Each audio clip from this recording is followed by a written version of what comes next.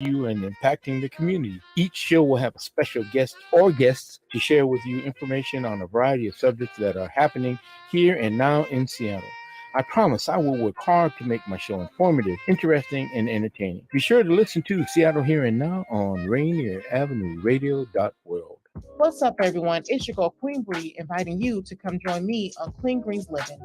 Broadcasted Tuesdays, 12:30 p.m. Pacific Standard Time, live right here on Rainier Avenue Radio. On Clean Greens Living, we talk farming, community, and ways to being healthy. So come join me and let's discuss ways to create a healthier you and a healthier community. All of us have struggled through the COVID-19 pandemic, and many of our communities have been particularly hard hit. Some things definitely need to change, but a few things should stay the same, like protecting your child from serious diseases you can prevent now. Preventable diseases like measles, mumps, and whooping cough. Is camp, childcare, or in-person school on your family's agenda? Give your child a healthy and safe summer and school year by making sure they're up to date on vaccinations and well child visits. You have the power to protect. Call your healthcare provider to find out what vaccinations your child is due for and make an appointment today. If you need help finding a provider, visit parenthelp123.org or call the Help Me Grow Washington hotline at 1-800-322-2588. An interpretation is available. You're listening to Rainier Avenue Radio.world. Every time you play so smooth, makes me wanna groove. The tree says groove.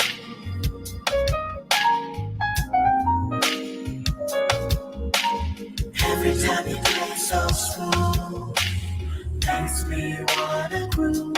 The tree says groove. Welcome to Seniors Matter and happy Women's History Month. I tell you, we're rocking it this month. There's just so much going on. This is Brenda Charles Edwards, the host of Seniors Matter.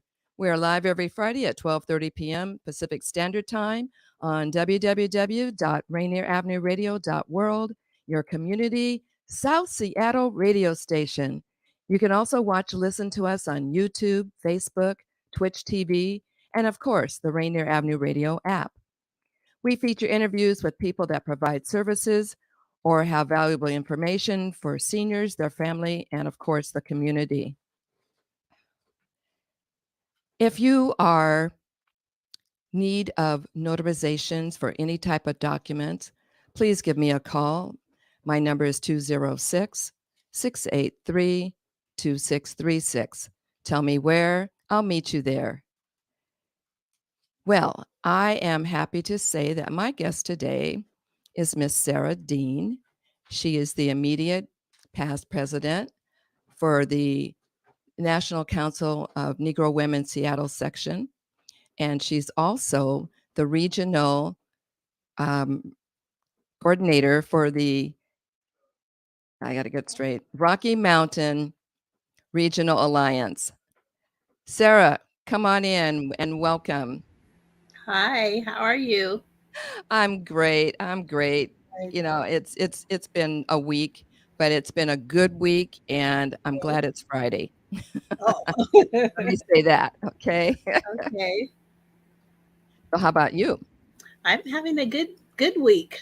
Yeah, I'm actually having a good month with it being Women's History Month and getting all kinds of different great emails and videos of the different women and different portrayals of some of the women that have gone before us. It's been wonderful to even discover people I never heard of before and then to see new people coming in. So yeah, I'm having a great month.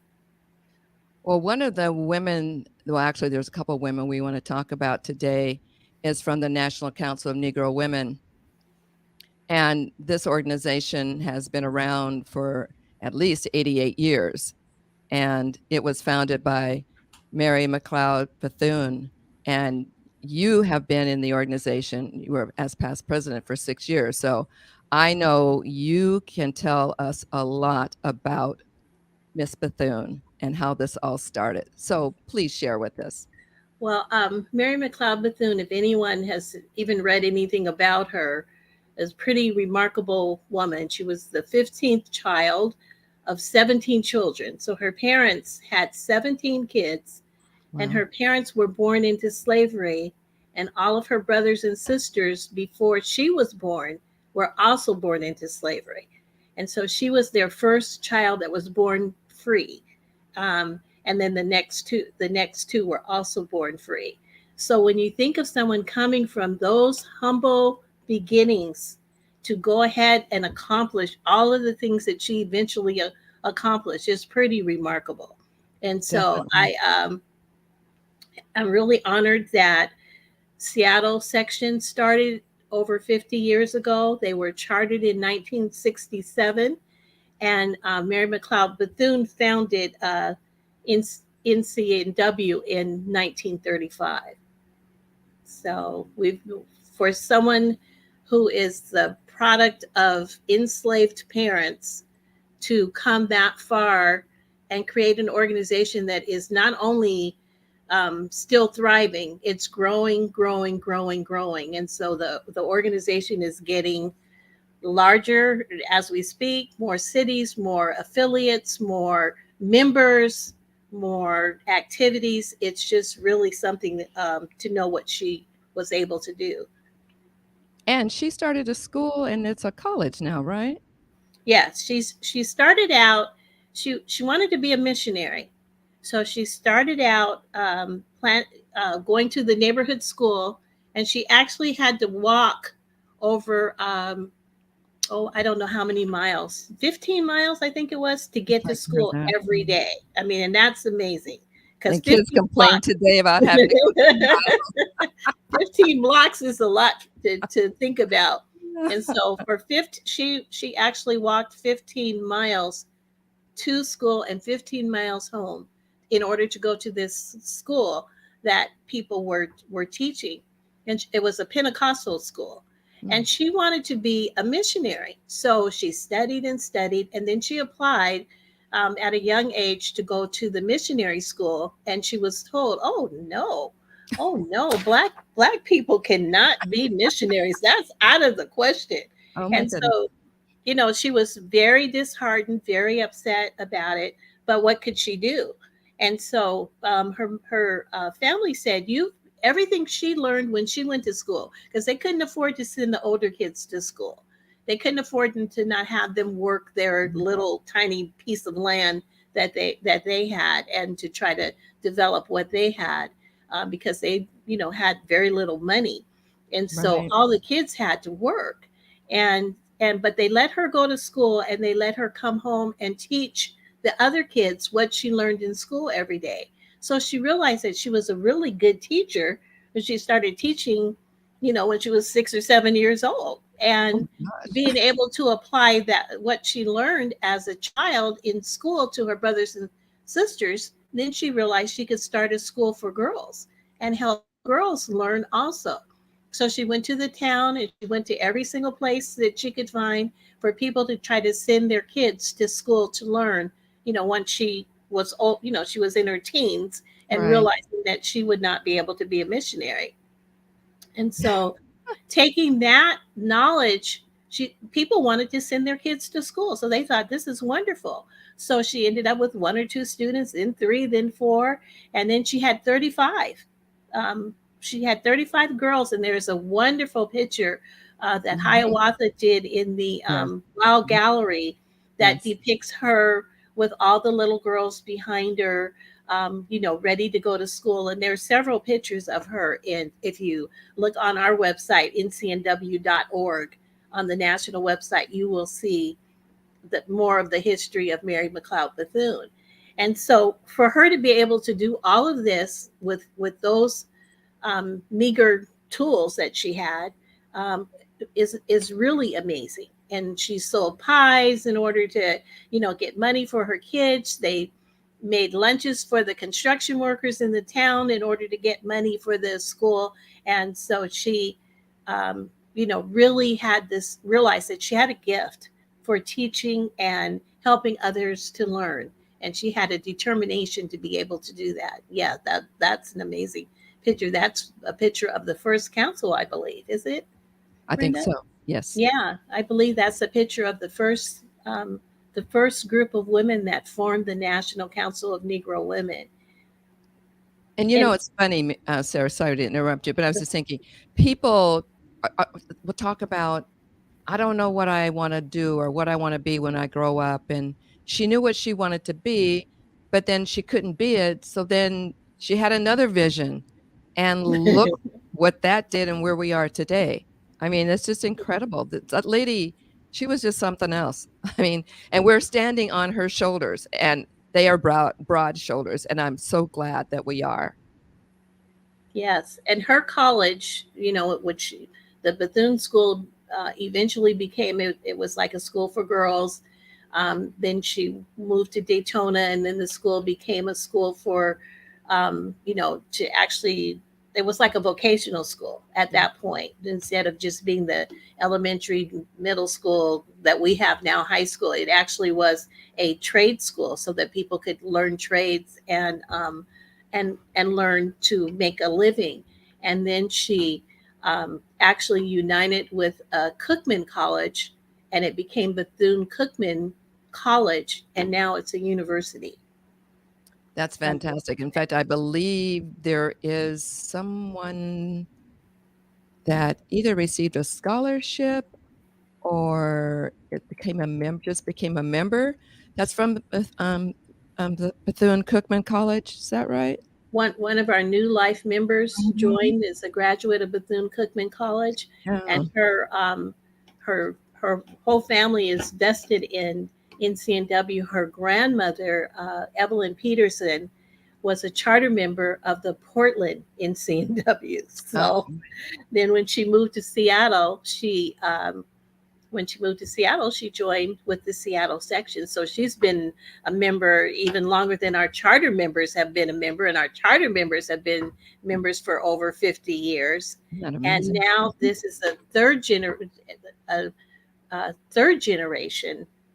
young person from Seattle who is part of our NCNW. And also we have another graduate, Alatina Mobley, who also graduated from Bethune-Cookman College. So we have two young women who have shared some of their experiences at actually going to this college right in our midst. So that's really very exciting to have.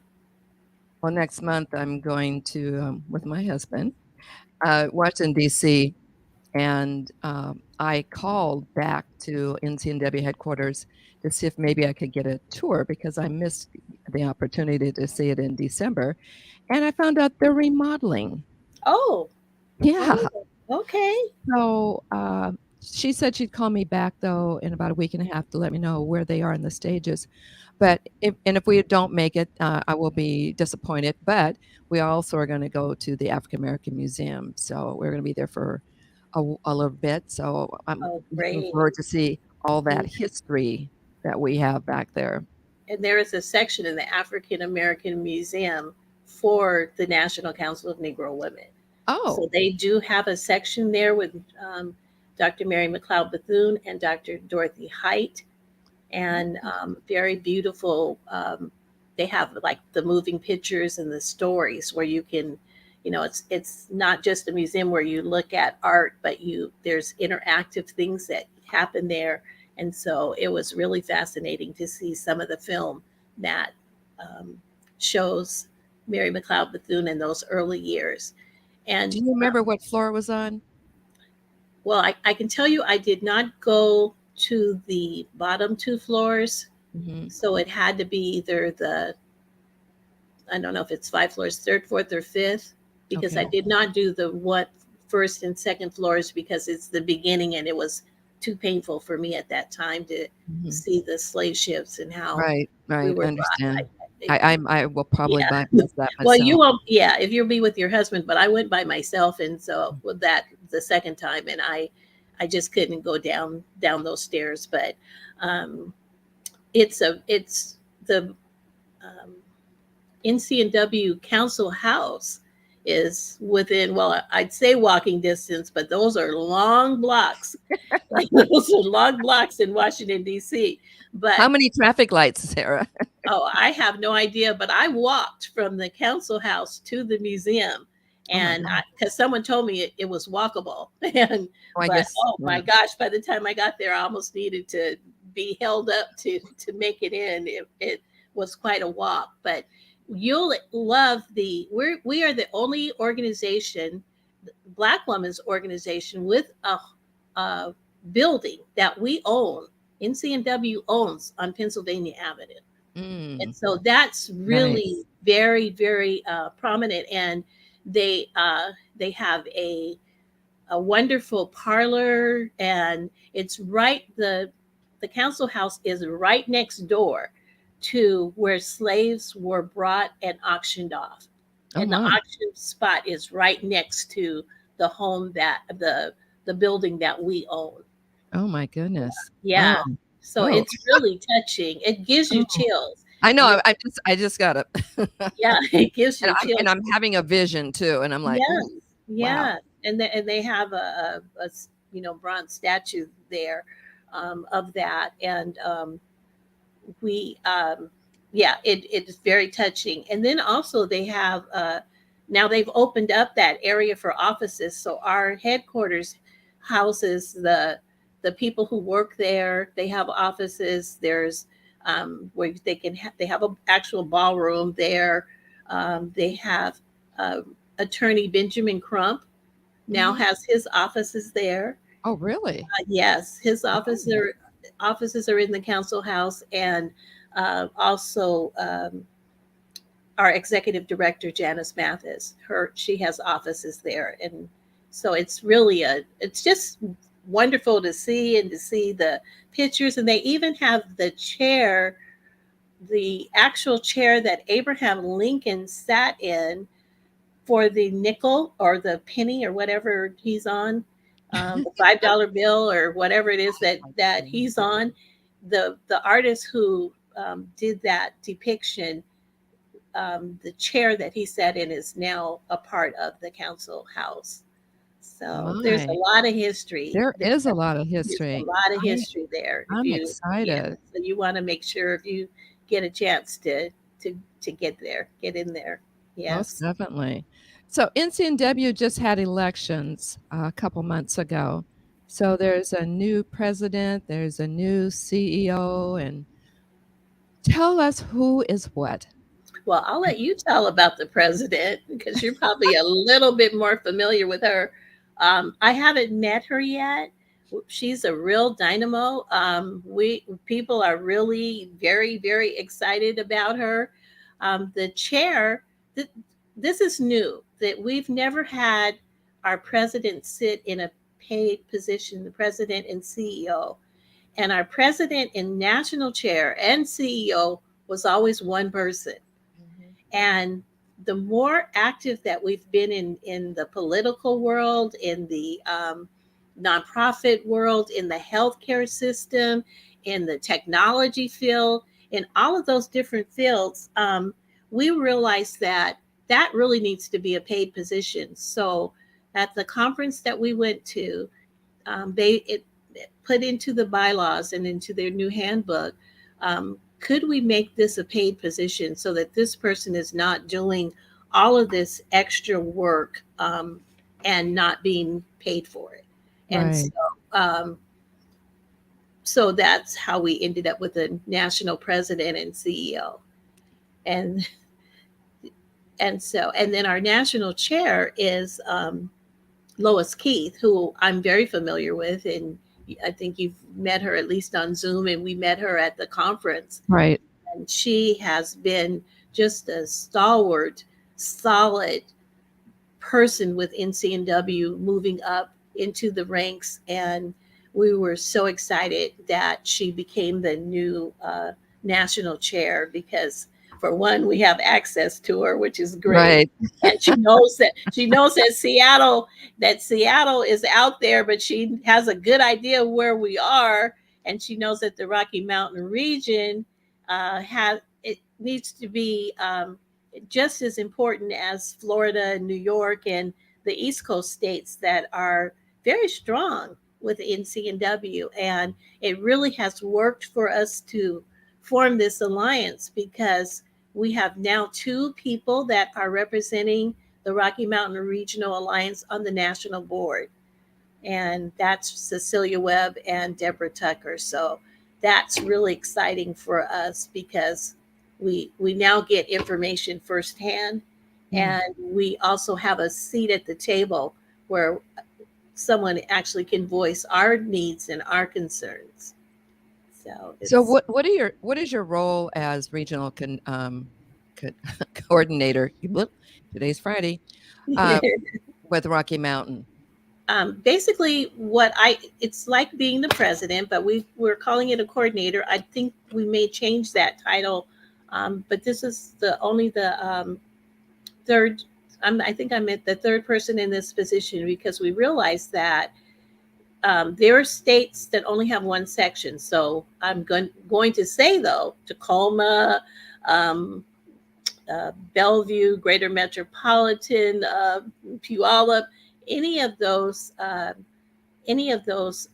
areas could actually become a section in our state. So like South Carolina has several sections in one state. So they have a state convener who is then elected to be over all of the states that are all of the cities that have sections in their state. Well, we only have one section in in Washington State. And so we joined with other states that only had one section because Arizona only had one section. Oregon only had one section. New Mexico only had one section. Nebraska and Colorado only had one section. So the Rocky Mountain Regional Alliance is made up of 6 states, and we meet on a quarterly basis to make plans for different things that affect all of us and to share what other states are able to share with their sections. Because before we were just kind of operating out here by ourselves.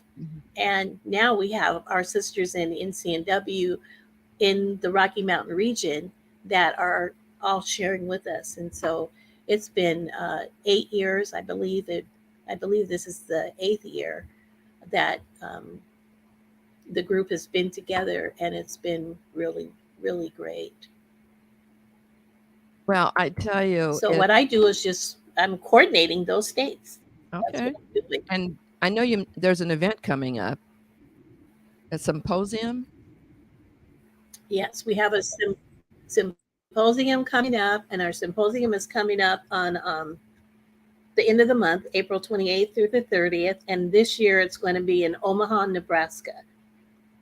So I have my ticket. You got your ticket already? I did.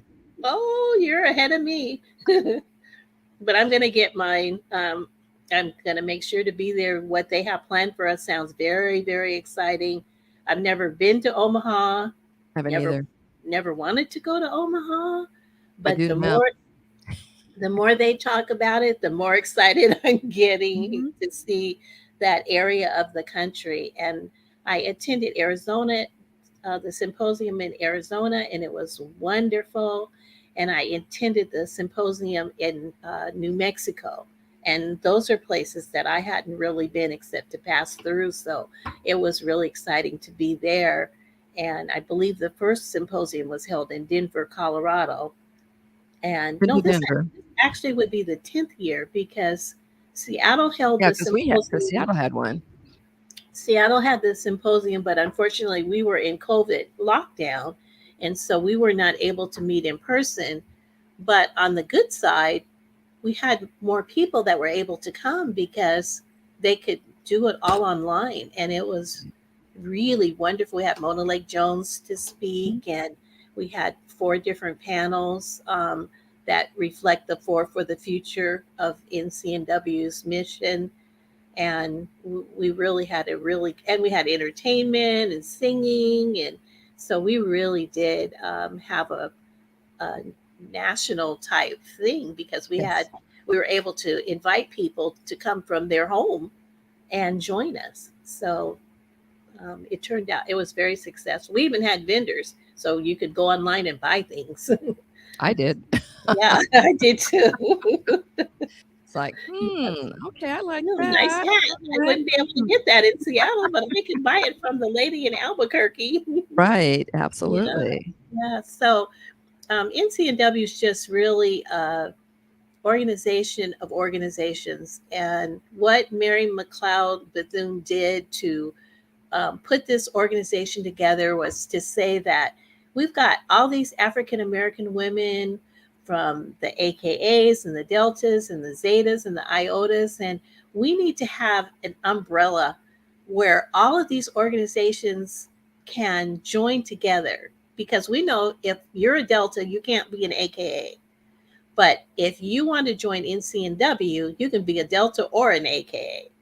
And And don't that was forget her Top vision. Ladies of Distinction. And the Top Ladies of Distinction, that's one of our affiliates. And we have don't remember the number of affiliates that we have, but we have some great affiliates. And they're just organizations that believe the way we do, that the Black family is important. Black women are important. What happens in the political world affects our children. People need to be caught up with technology. There are all of the different things that are our needs to keep us running and keep us being successful and fruitful in this world. And by joining together, we're stronger. We're stronger. And so our alliance is very strong, but then it flows out from there, because it's not just the alliance, but our alliance is aligned with Top Ladies of Distinction or AKAs or Deltas or any of the other organizations that are part of it. So I do urge people, your listeners, to go to ncnw.org and